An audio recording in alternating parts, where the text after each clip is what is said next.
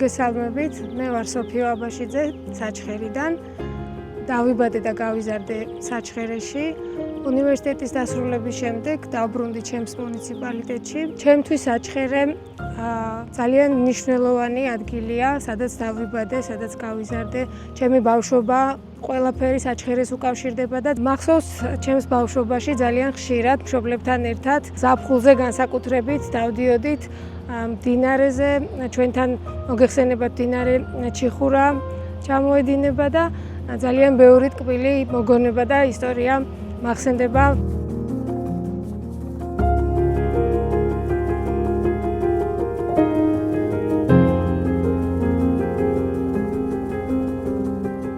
მოხარული ვარ, რომ გადაცემა ჩვენი კუთხის მასპინძელი დღეს საჩხერეშია სტუმრად და ჩემთვის დიდი პატივია, რომ ვუმასპინძლო ამ გადაცემას ჩემს მშობლიურ საჩხერეში. პატარა მარგალიტი გახლავთ საჩხერე და მოხარული ვარ, რომ დღეს მე ვიქნები თქვენი გიდი და გათვალიერებინებთ საჩხერეს, გაჩვენებთ რა ღირსშესანიშნაობებია ჩვენთან, რატომ უნდა გვეწვიოთ, რატომ უნდა მოვბრძანდნენ ჩვენთან ტურისტები, რომ ბევრი შესაძლებლობა და დიდი პოტენციალი აქვს საჩხერეს ამის და დიდი სიხარულით გავუძღვები დღევანდელ ამ ტურს. როგორც მოგეხსენებათ, საჩხერე ძალიან მდიდარია როგორც ბუნებრივი ღირსშესანიშნაობებით, ასევე მდიდარი წარსული აქვს ჩვენს კუთხეს ძალიან ცნობილი ბევრი ადამიანის არსებობით და არ შეიძლება რომ არ დავასახელოთ აკაკი წერეთელი, კლასიკოსი, პოეტი, მწერალი, ასევე მუხრან მაჭავარიანი, პავლო იაშვილი, შეგვიძლია დავასახელოთ ძალიან ცნობილი მსახიობები, ლეილა აბაშიძე, მედია ჯაფარიძე, რომელსაც საჩხერესთან კავშირი აქვს და ცნობილი მუსიკოსები, იაშვილები, ძალიან ბევრი ცნობილი ადამიანი, რომელმაც საჩხერეს შორს გაუთქვა სახელი.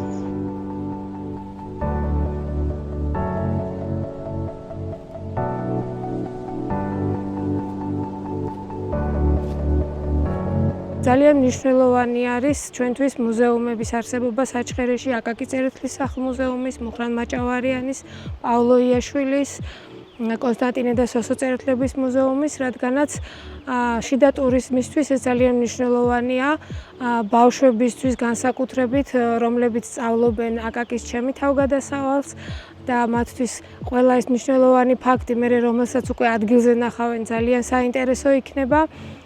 ძიძისეული ეზოკარმიდამო სოფელ სავანეში ძალიან მნიშვნელოვანია ყველა მუზეუმის არსებობა ჩვენი მუნიციპალიტეტის ტურიზმის სფეროს განვითარებისათვის. ჩვენ ახლა ვიმყოფებით ჯურხან ნადირაძის სახელობის საჩხერის მხარეთმცოდნეობის მუზეუმში, რომელიც ამჟამად იმყოფება აკაკი წერეთლის დედისეულ ბაღშია განთავსებული. აკაკი, როდესაც იყო 12 წლის, მაშინ გაუშენებია ქალბატონ ეკატერინეს. აქ გახლავთ უნიკალური ჯიშის მცენარეები და იმ ეპოქიდან შემორჩენილია მხოლოდ ეს შენობა, სადაც იყო აკაკის დედის ბიბლიოთეკა. და დანარჩენი შენობები გახლავთ ეთნოგრაფიული ნიმუშები, რაც არის წარმოდგენილი. ძალიან ვცდილობთ, რომ პირვანდელი სახით იყოს დაცული შენობა ნაგებობა და მოუყვეთ ჩვენთან მოსულ სტუმრებს მისი ისტორიის შესახებ.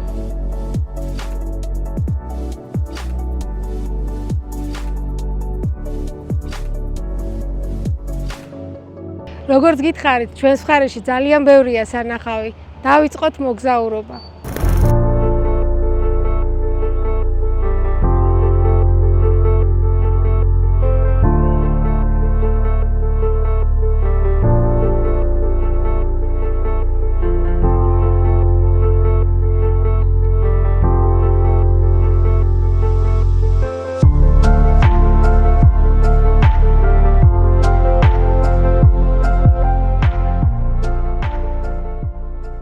საჩხერეში მოგზაურობა აუცილებლად უნდა დაიწყოთ აკაკი წერეთლის სახლ-მუზეუმიდან.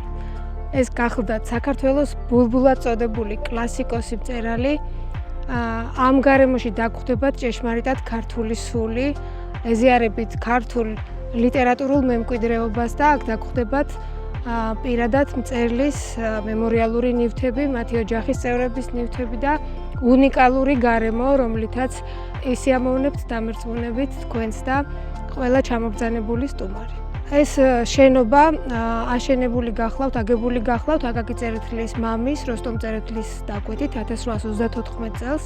მას მოუწევია სპეციალურად ბერძენი მშენებლები და როგორც ხედავთ შენობის თავზე უნიკალური ჭადრაკის ფიგურებია გამოყოფილი, რადგანაც ბატონ როსტომს ძალიან უყვარდა ჭადრაკი და ეს გამოსახა კიდევაც თავის საცხოვრებელ სახლში.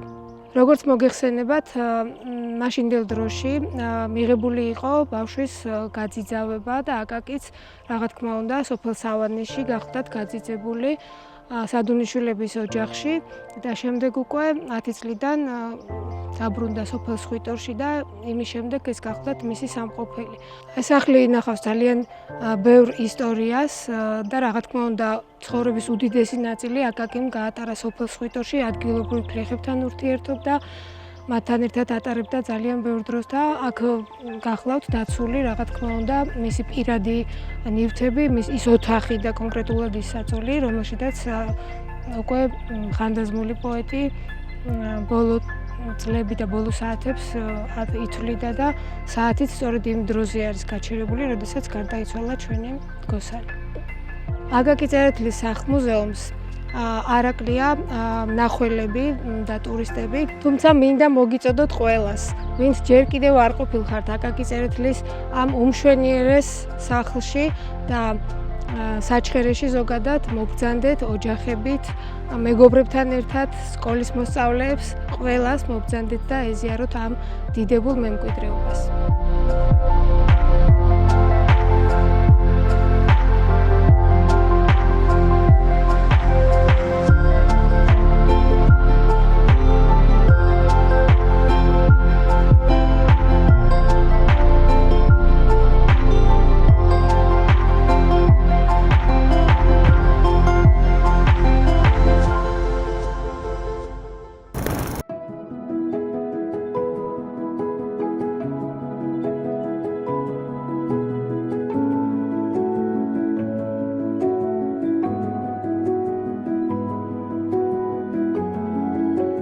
როგორც უკვე მოგახსენეთ, ჩვენი მხარის ერთ-ერთი გამორჩეული და თვალსაჩინო წარმომადგენელი გახლავთ პავლო იაშვილი, რომლის მუზეუმშიც ვიმყოფებით ახლა. პავლო იაშვილი დაიბადა სოფელ არგვეთში, ბავშვობა გაატარა ამავე სოფელში და მთელი ცხოვრების განმავლობაში განსაკუთრებულ სიყვარულსა და ინტერესს იჩენდა თავისი სოფლის მიმართ. არგვეთისადმი სიყვარული პავლოს შემოქმედებაში ძალიან კარგად არის ასახული, რომელიც მის ლექსებში კარგად ჩანს. არგვეთი ძალიან უყვარდა და სიცოცხლის ბოლომდე სოფელი არგვეთისთვის ძალიან ბევრი კეთილი საქმე გააკეთა. მის სახელს უკავშირდება სოფელში გზების მშენებლობა, წყლის გაყვანა, სკოლის მშენებლობა. დღეს არგვეთის საჯარო სკოლა ატარებს სწორედ პავლო იაშვილის სახელს.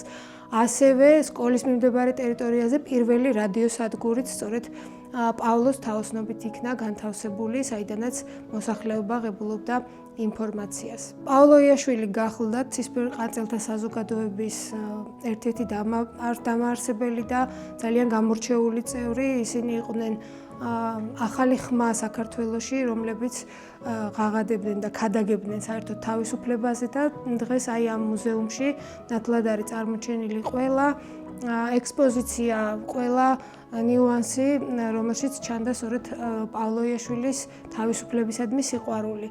რაც შეეხება მუზეუმის ახალ სიცოცხლეს, 2017 წელს პავლოს შთამომავლებმა, შვილიშვილებმა, ბატონმა გიამ და ბატონმა მერაბ ნიჟარაძეებმა სახელმწიფოს გადასცეს მუზეუმი და ამის შემდეგ დაიწყო რეაბილიტაცია და დღეს ხედავთ ამ მუზეუმში თანამედროვე აღჭურვას, სადაც მოსული ტურისტი და სტუმარი მიიღებს ყველანაირ მომსახურებას სწორედ თანამედროვე სტანდარტებზე მორგებულს. 5 ენაზე მიმდინარეობს აუდიოგიდის მეშვეობით მომსახურება და გიწვევთ ყველას, მობრძანდით, მოინახულეთ, ისიამოვნეთ არგვეთის არაჩვეულებრივი გარემოთი.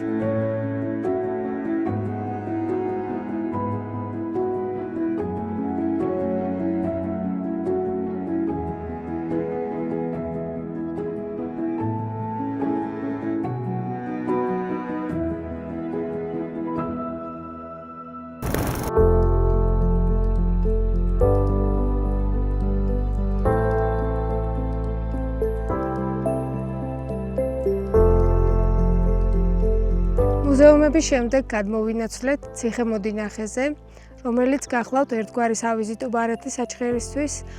ციხე-მოდინახის აგებას უკავშირდება ცნობილი ლეგენდა, რომლის მიხედვითაც პაპუნა წერეთელს შეყვარებია თავადი დავით აბაშიძის ქალიშვილი, რომელიც წინააღმდეგი იყო, რომ შვილი მიეთხოვებია უციხო თავადისთვის და სწორედ ამიტომაც პაპუნამ გადაწყვიტა აეშენებინა ციხე და შემდეგ შეუთვალა სასიმამროს მოდინახე. ეს ერთგვარი ლეგენდა, სიყვარულის ლეგენდა, ჩვენ გამოვიყენეთ ძალიან კარგად, როდესაც მოდინახის რეაბილიტაცია დაიწყო ამ შემთხვევისთვის და ძალიან კარგი ისტორია არის ტურისტებისთვისაც. აქვე მინდა გითხრათ, რომ ციხე-მოდინახე გახლავთ არქეოლოგიური ძეგლით, სადაც სამუშაოებს ატარებდა სხვადასხვა დროს ცნობილი მკვლევარები შალვა ამირანაშვილი და ჩვენი საჩხერის მკვიდრი მეცნიერი პროფესორი ჯურხან ნადირაძე. როგორც ისტორიული ფაქტები ადასტურებს, ოსმალების შემოჭრის დროს იმერეთის მეფე სოლომონ I თავსაფარებდა სწორედ ციხე-მოდინახეს, რადგანაც ის გახლდათ ცენტრიდან საკმაოდ მოშორებული ციხე და სტრატეგიულად ძალიან მნიშვნელოვანი. მოდინახის ციხე არასოდეს არ ყოფილა აღებული რუსეთის იმპერიის შემოსვლამდე და ისიც როგორც ისტორიული ფაქტები და გადმოცემა არსებობს, გადყდა ისევ შიგნიდან სხვადასხვა მიზეზის გამო. ციხე-მოდინახე დღემდე აოცებს მნახველს, აქ გახლავთ არაჩვეულებრივი პანორამული ხედი და ამიტომ აუცილებლად გიწევთ მობრძანდეთ ნახოთ ციხე-მოდინახე და საჩხერე მოდინახის ხედიდან.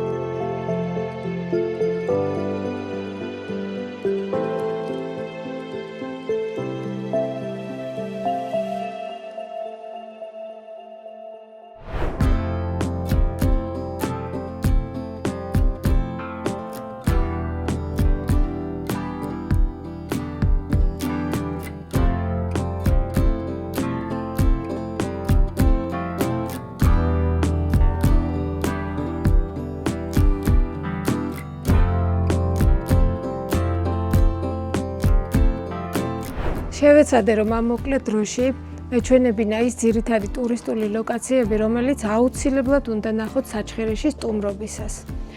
თუმცა დღის ბოლოს ვერ დავასრულებდით ისე, რომ ჩვენი გასტრონომიული მიმართულება არ გვეჩვენებინა. ახლა ვართ მოსული უჩას მარანში და მინდა რომ უჩასთან ერთად მივესალმები პირველ რიგში როგორ ხარ უჩა და რას გვთავაზობს დღეს უჩა, რა უნდა მოვამზადოთ ერთად, თავადვე გვითხრას.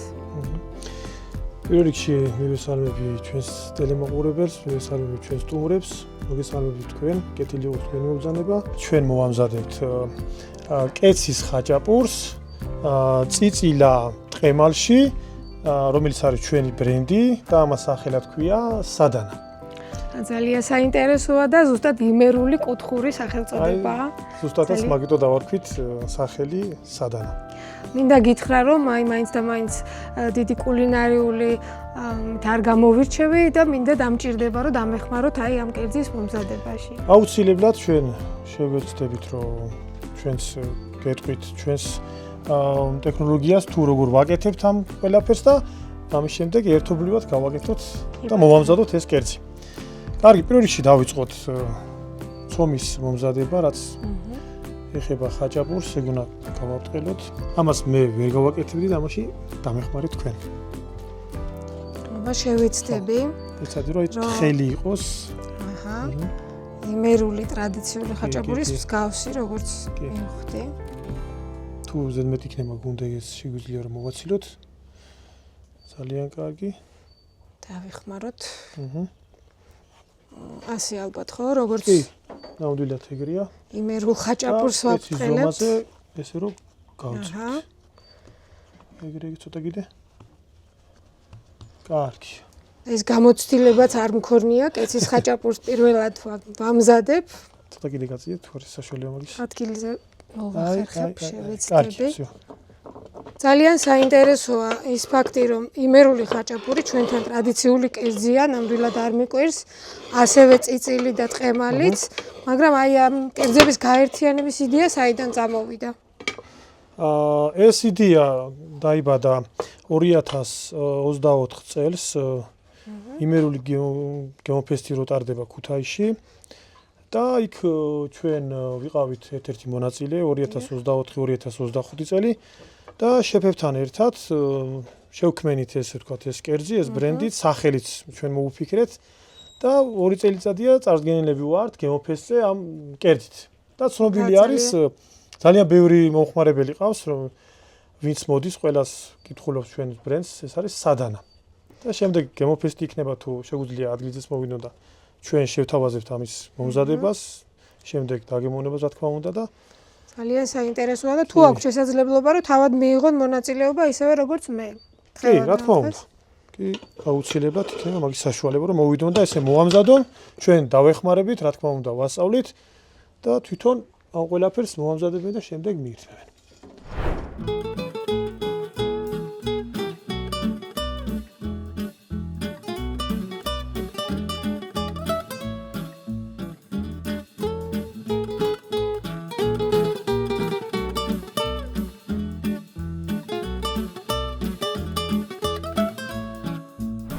ეხლა შეგვიძლია უკვე რომ აი ცხობის პროცესში სანამ ის მომზადება, ჩვენ დავარბილოთ წიწილა.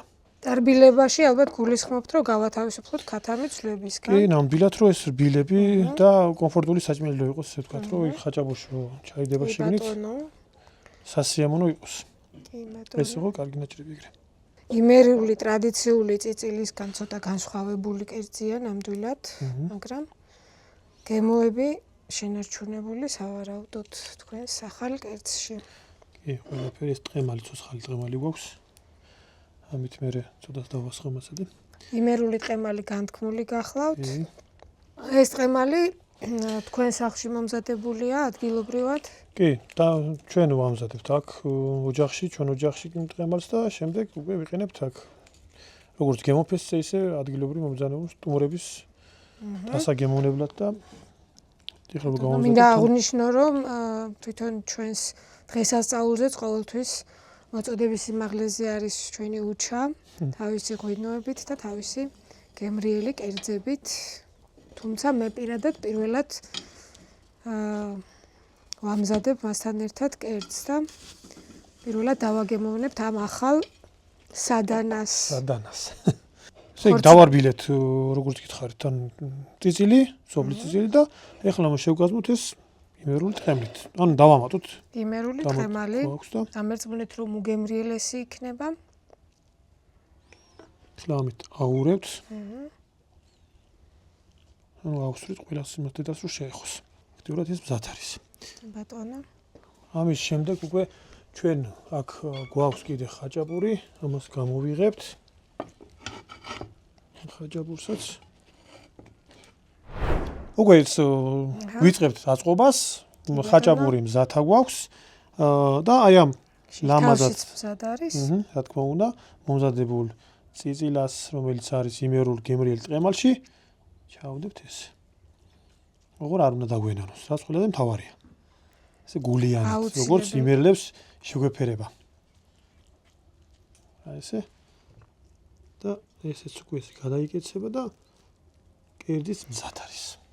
ჩვენ სამწუხაროდ ამ კერძს ახლა ვერ დავაგემოვნებთ, მაგრამ დამერწმუნეთ რომ არის ძალიან გემრიელი. ობძანდით დააგემოვნეთ იმერული სადანა, უჩას მარანში. ეს პირველი კერძი, რომელიც გავაკეთეთ სადანა, ჩვენი ოპერატორები ძალიან მოხიბლები დარჩნენ და მოეწონათ და გადავიდეთ მეორე კერძზე. აუცილებლად. მეორე კერძი, ესე იგი მოგეხსენებათ რომ ზემო იმერეთის და ზოგადად იმერეთის განსაკუთრებული კერძია და კულტურული მემკვიდრეობის ძეგლის სტატუსი მიენიჭა ჩვენთან ამ კერძს და დამეხმარე რომ მოვამზადოთ. აუცილებლად. ეს გახლავთ მინდვრის ფხალი, რომელშიც ძალიან ბევრი სასარგებლო ნივთიერება არის და ჩვენთან ძალიან აქტუალურია გაზაფხულზე. ესე იგი პირველი ხა მოდი დაიწყე მაგის მომზადება როგორც მოკეპვას ვეძახით. ესე იგი მინდვრის ფხალი იხარშება, შემდეგ იკეპება და უნდა შევაზაოთ აუცილებლად მწვანილით, რომლის შემადგენლობაშიც არის ქინძი, ჭლაკვი, ცერეცო, ტარხუნა. აუცილებლად დაგჭირდება ნიგოზი, მარილი და ეს სპეციალურად შენახულია ნახარში წვენი თუ იმ შემთხვევისთვის თუ ძალიან გაგვისკელდება ჩვენი მინდვრის ფხალი. დავიწყოთ, მეც ამას მოგეხმარებ, დავჭრი. საერთოდ მინდვრის ფხალი იჭმევა ჭადთან ერთად, რომელსაც შევთავაზებთ აუცილებლად შემდეგ ჩვენს მაყურებელს. ჩვენ ახლა ვიმყოფებით არაჩვეულებრივ გარემოში, ძალიან ავთენტურ პირობებში, მე შედარ რომ ვიყავი ბოლოს, ამდენი სიახლე არ გქონდა და მიხარია რომ კიდევ უფრო გადიდებული გაქვს ეს შენი გარემო და მაინტერესებს უთხრათ მოუყვეთ ჩვენს მსმენელს, საიდან დაიწყე ეს ყველაფერი, როგორ ვითარდები და როგორ მიდიხარ წინ. ესე იგი 2018 წელი იყო, როცა მე ვიტყვი იმასაც და ეგრეც იყო. ღმერთის წყალობით იყო, მაგრამ ნამდვილად რომ ეს იდეა წამოვიდა ჩვენკენ, იმიტომ რომ ბევრი ვენახები გქონდა ჩვენ ოჯახს და აი ამ ბევრი ვენახებიდან გამომდინარე, უდიდით რომ მათ მოყავდა ყურძენიც, ვაწარმოებდით ღვინოსაც, ან ოჯახურ პირობებში, როგორც ჩვენ ნებისმიერი ჩვენი გლეხი აწარმოებს, ესე ვიყავით და გამიჩნდა იმის იდეა, რომ ეს ყველაფერი ბევრიდან გადასულიყო ბოთლში, გვაქვს ძველი მარანიც, სადაც არის ძველი ჭურები, ასევე საწნახელი, ძველი ნივთებიც და გამიჩნდა იმის იდეა, რომ ეს ყველაფერი მიმეყვანა იქამდე, რომ მეტი დაინტერესება ყოფილიყო როგორც ადგილობრივისთვის, ასევე ტურისტებისთვის. ძალიან საინტერესოა, უფრო ადგილობრივი ქართველი ტურისტები გსტუმრობენ თუ უცხოელი ტურისტებიც ყავს? ადგილობრივიც არიან უცხოელები, მსოფლიოს ნათლას ყველა კუთხიდან არიან ჩემთან აყოფები, ბევრი მეორედაც და მესამედაც ჩამოვიდა და დავიწყეთ, რა თქმა უნდა, უფრო ვენახების მასიური გაშენება, ოღონდ, რა თქმა უნდა, იქ ავთენტური ჯიშები, რომელიც არის იმერული, ჩვენი ადგილობრივი ჯიშები, ზოგი დაკარგული ჯიშები, ვაწარმოებთ 6 სახის ღვინოს და პლუს პეტნატებს. რა თქმა უნდა, ეს არის დაუზარელი და დღედაღამის შრომის შედეგი. შრომის გარეშე არაფერი არ ხდება და არაფერი არ მოდის. დავუბრუნდეთ ახლა ჩვენს მეორე კერძს, იმერულ კერძს. ჩვენ აქ დავამატეთ მწვანილი, რომელიც დავჭერი, ასევე იყო ნიორი და ნიგოზი. რა თქმა უნდა, მარილი გემოვნებით.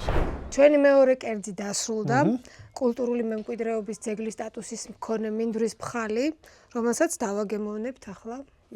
მინდვრის ფხალი ჭადის გარეშე მე ვერ წარმომიდგენია. აი. და ესე დავამტრიოთ ახლა. აი. ესე დავაგემოვნოთ თან. აიღე. მადლობა. მეც მოვტეხავ. გავსინჯოთ ჩვენი კერძი. რა მოვამზადეთ ხო უნდა ვიცოდეთ. აბა მე.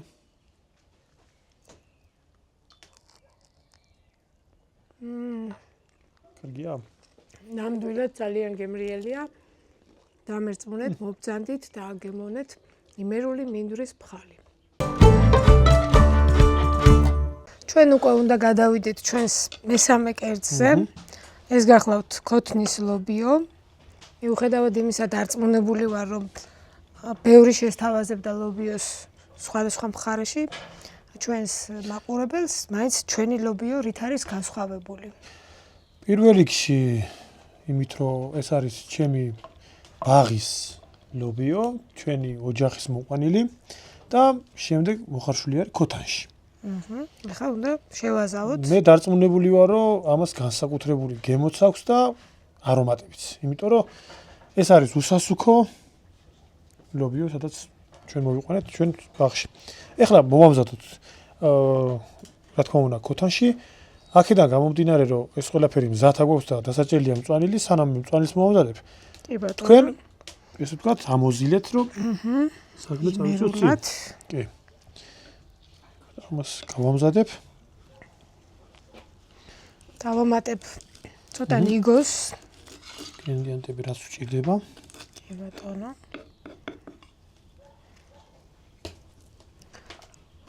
მწვანილს რას ვუმატებთ, თა რო გითხრათ? ესენი არის, ესე იგი, კინზი, ცერეცო, ქონდარი, ხოდი. როგორ ცოტა. მე ვუმატებ ახლა ლობიოს სუნელს. ეს ძალიან უხდება. კი ბატონო და მარილს რა თქმა უნდა გემოვნებით. კი. მე ვატყობ რომ ძალიან გემრიელი გამოვიდა. აუცილებლად ძალიან კარგი სუნი აქვს და ეთყობა რომ იმერული ლობიო. და აქვე ვიტყვი იმას რომ აქ ჩვენთან ჩვენს მარანში ვისაც გაუსინჯავს ჩვენი ქოთნის ლობიო, თორემ შემდეგ მე ხმარებით და ძალიან გემრიელი და ძალიან განსხვავებულია ჩვენთან მომზადებული ლობიო. ეს განაპირობებს იმას რომ ჩვენი მოყვანილი რომელიც არის ლობიო და არის უსასუქო. ეს არის პირველი ესე ვთქვათ დიდი პლუსი ჩვენთვის რომ ვიტო არის ესეთი გემრიელი და ესეთი იქნება გემრიელი დარწმუნებული ვარ. მოკლედ მზად არის უკვე ლობიო. კი ბატონო. ძალიან კარგი. რა თქმა უნდა აქვე ცხელი ჭადი და აქვე გვაქვს ჩვენი ოჯახის ყველი. დარწმუნებული ვარ რომ ძალიან გემრიელი იქნება. დავაგემოვნოთ. დაურიოთ კარგად.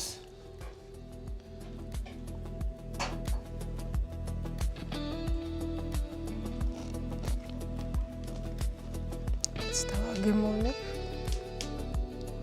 ძალიან გემრიელია. ყველა კერძი ერთი მეორეზე უკეთესია. გემრიელია. ძალიან დიდი მადლობა უჩა მასპინძლობისთვის. ძალიან დიდი მადლობა აჭარის ტელევიზიას რომ დაგვითმეს დრო და საჩხერი გააცნეს მაყურებელს. დიდი მადლობა. მოდით, ნახეთ საჩხერე.